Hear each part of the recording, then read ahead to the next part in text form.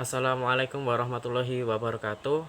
Saya Ilham Kusaini dengan NIM 43030020041 dari kelas PMI 2B. Di sini saya alhamdulillah sudah membaca dengan selesai buku berjudul Bulughul Maram yang ditulis oleh Ibnu Hajar Al-Asqalani dan diterjemahkan oleh Hasan. Saya membuat video ini untuk menyelesaikan tugas ulangan tengah semester mata kuliah fikih. Pada kesempatan kali ini saya akan menjelaskan isi buku Bulughul Maram ini yang berkonsentrasi pada kitab Taharah. Pertama adalah tentang kitab Taharah. Poin pertama adalah bab tentang air-air.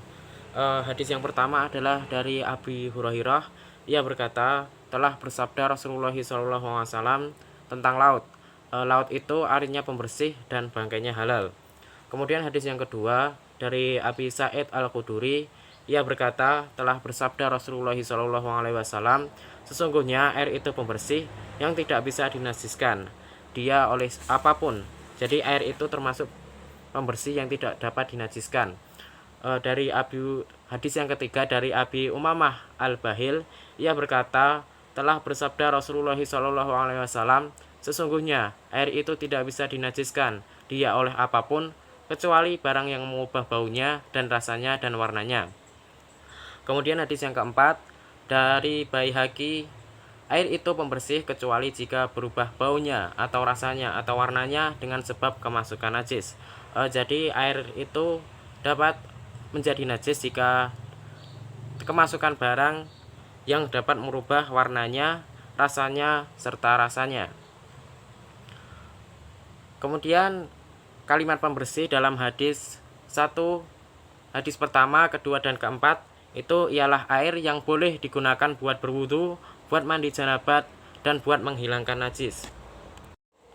Kemudian ada sebuah hadis dari Abdullah bin Umar. Ia berkata, bersabda Rasulullah SAW, apabila adalah air itu dua kulah, tidaklah ia mengandung kotoran, dan di suatu lafaz tidak ia najis. Maksud dari hadis ini adalah bahwa air dua kulah itu tidak akan jadi kotor atau najis lantaran termasuk atau dimasukkan padanya barang yang mengandung najis. Menurut mazhab Syafi'i, ukuran dua kulah itu air yang memenuhi satu tempat yang lebarnya, panjangnya, dan dalamnya masing-masing 1/4 hasta.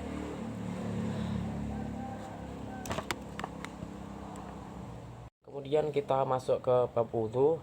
Rasulullah SAW berwudhu 3 kali, kumur-kumur dan mencuci hidung dan mengusap kepala tidak disebut kalinya. Tetapi ada lain hadis sahih menerangkan bahwa kumur-kumur dan cuci hidung pun 3 kali.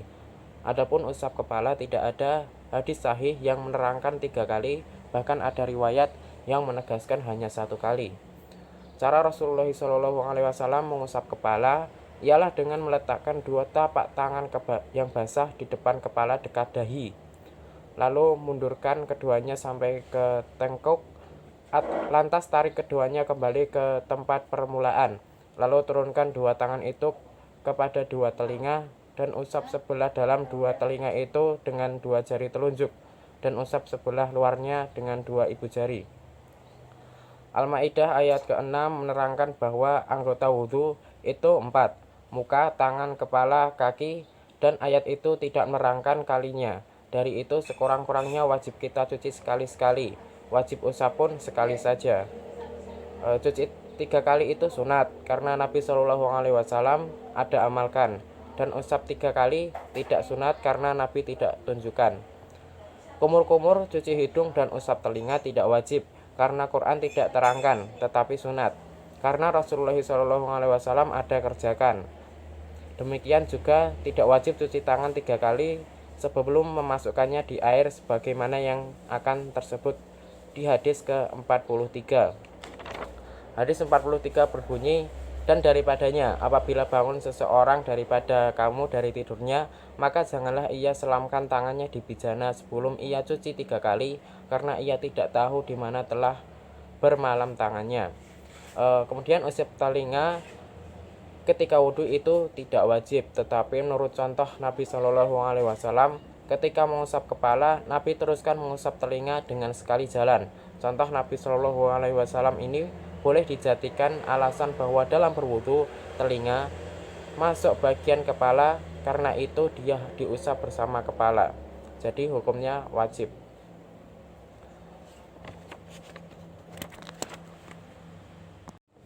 Kemudian kita masuk ke bab mengusap atas dua sarung kaki.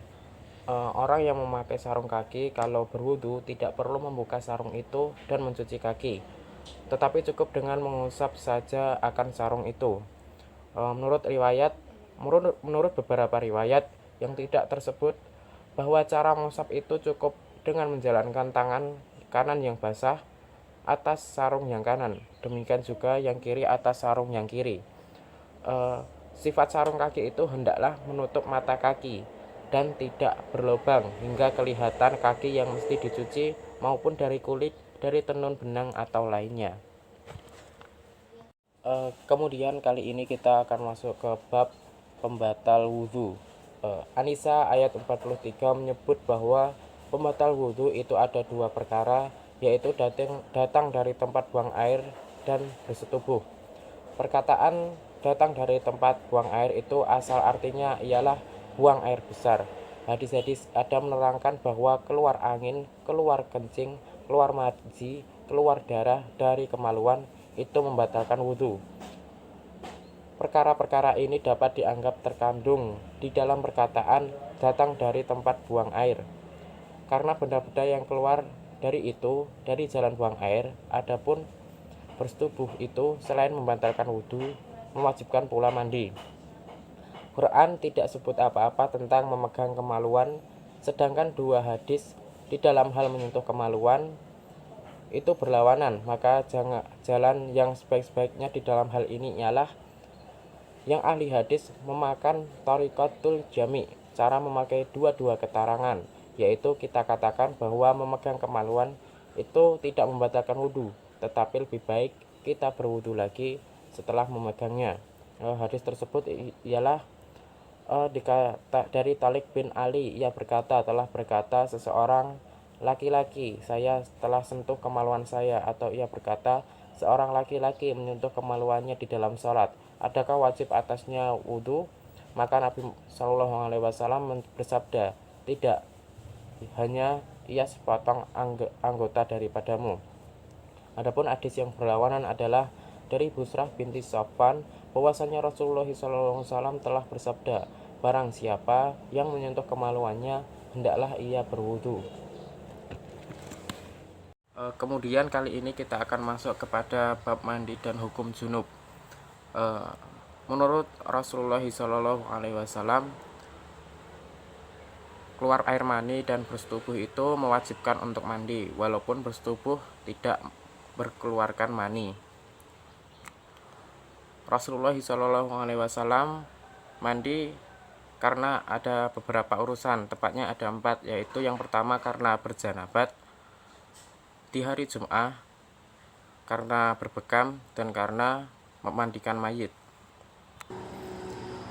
Rasulullah mandi dengan mencuci dua tangannya, mencuci kemaluannya dengan tangan kirinya, berwudu, basahkan kepalanya sampai pangkal rambut, tuang air 3 tuangan atas kepala, siram seluruh badan, cuci kaki, gosok tangannya di bumi dan dengan tanah sesuai mencuci kemaluan.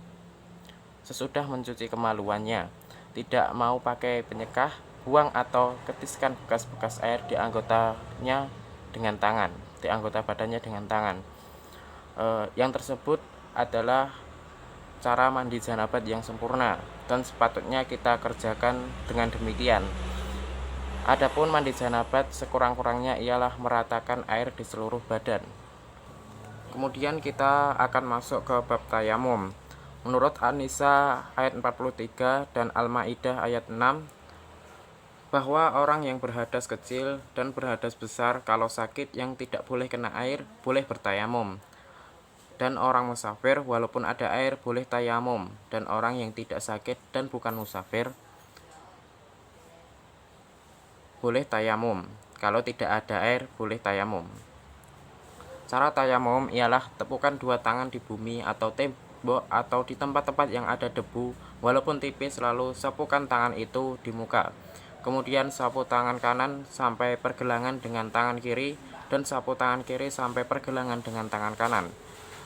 Ingat, tepukan di bumi atau lainnya itu hanya sekali saja buat muka dan dua tangan. Dan ingat bahwa menyapu tangan itu sampai pergelangan, tidak sampai siku. Kemudian kita akan masuk ke bab haid. Perempuan yang haid tidak diwajibkan untuk melakukan sholat dan berpuasa, tapi berpuasa wajib mengqadhonya dan salat tidak.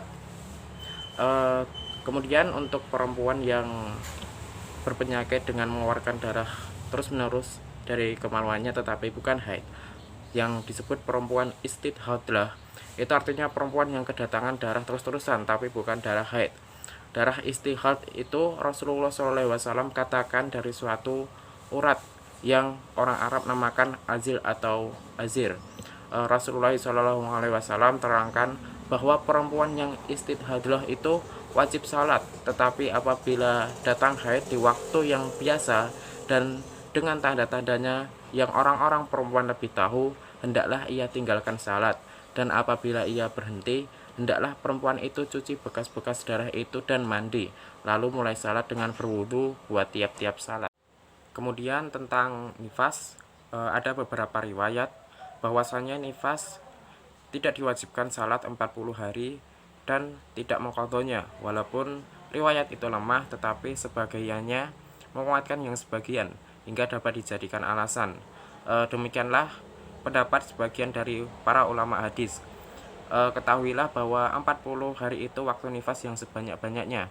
Adapun perempuan yang tidak berdarah nifas wajib salat dan berpuasa, dan perempuan yang nifasnya berhenti sebelum 40 hari itu wajib salat dan berpuasa dari mulai waktu berhentinya.